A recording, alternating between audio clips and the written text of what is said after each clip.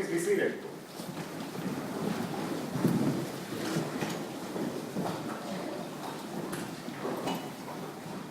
Two men were called on in a very large classroom to recite the 23rd Psalm, King James Version, of course.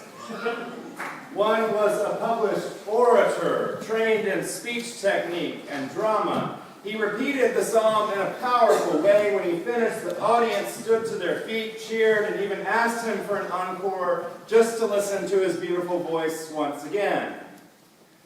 Then the other man, who was much older, repeated the same words. "The Lord is my shepherd, I shall not want."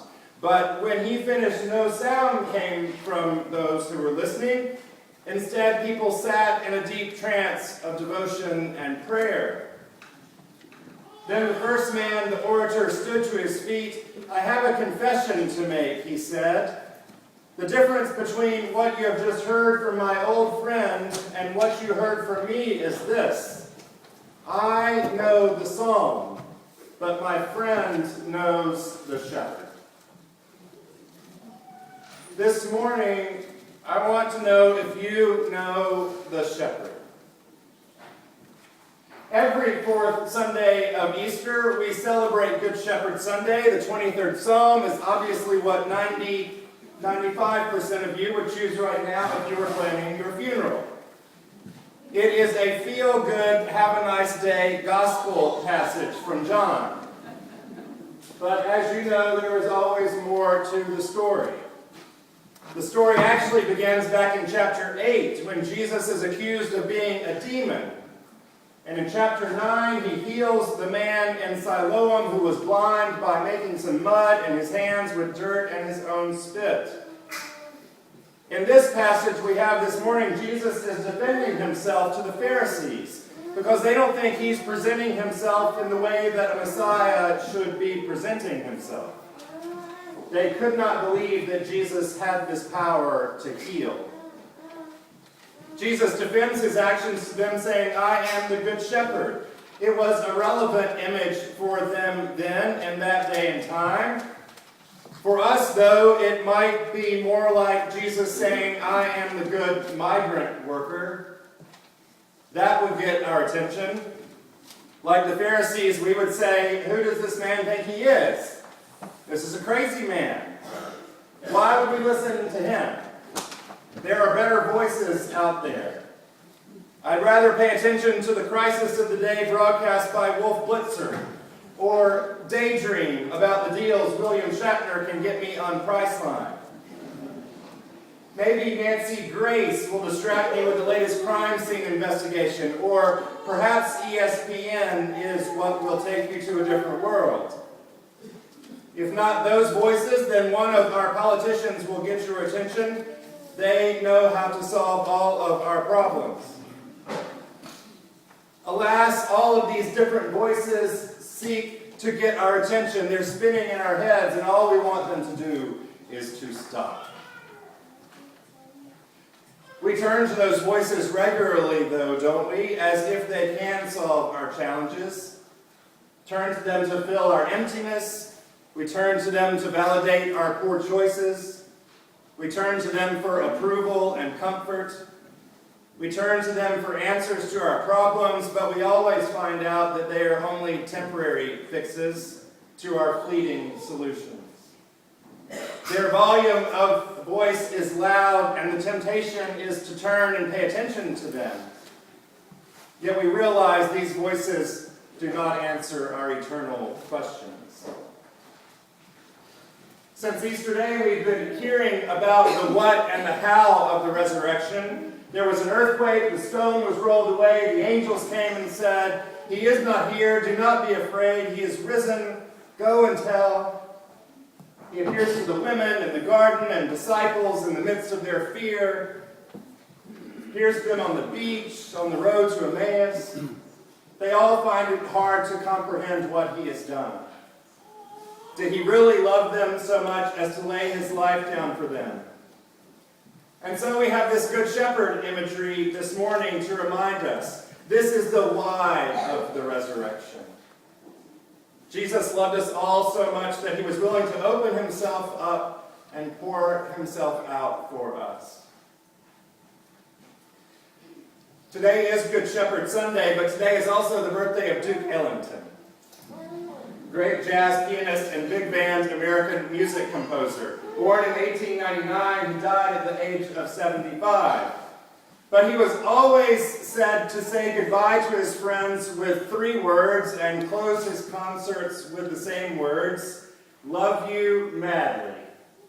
Love you madly. It's a song about that didn't make it into our service this morning. That's what Jesus says to us, though. I love you madly. It is the message we cannot comprehend, that each of us, broken, unlikable, imperfect, annoying, is as precious to Jesus as one of his own very sheep. We are actually his prized possession, and there isn't a thing he wouldn't do for us or place he wouldn't go to bring us back home. It is a voice that is hard to interpret in the midst of so many others, telling us just the opposite. And yet it is the voice that we most long to hear, to be noticed, to be reminded in the midst of our chaotic lives. We bear that reminder on our foreheads in the crosses with which we were sealed at our baptism, when we were anointed with the Holy Spirit and marked as Christ's own forever. He loves us madly just as we are. He loves you. He really, really does. It's branded on our foreheads. English farmer James Metcalf has brought a whole new meaning to the term branding after using his sheep to advertise a business venture. Authorities denied his request to erect billboards in his pasture near the A1 highway because they thought they would distract drivers in Dalton, North Yorkshire. So he decided to advertise his turf company using 20 of his sheep as living banners. It turns out there is this stuff in spray cans that farmers who want to have more sheep use strategically to, for something. So this sheep marker spray paint was used to write the name of his company on all of his sheep, and the oblivious animals wandered all along, stopping traffic for days. Just as good as any billboard. Jesus brands us with his love, and he is still not finished yet. He has more sheep to gather into his fold. We still have work to do, both as the sheep and as the shepherd, continuing to graze and search for meaning to our questions, but also to seek out other lost sheep, to show them that there is someone who loves them madly. We are called to care for them and lay down our very lives for them. We go forth from this very place every week wearing that advertisement given to us at our baptism.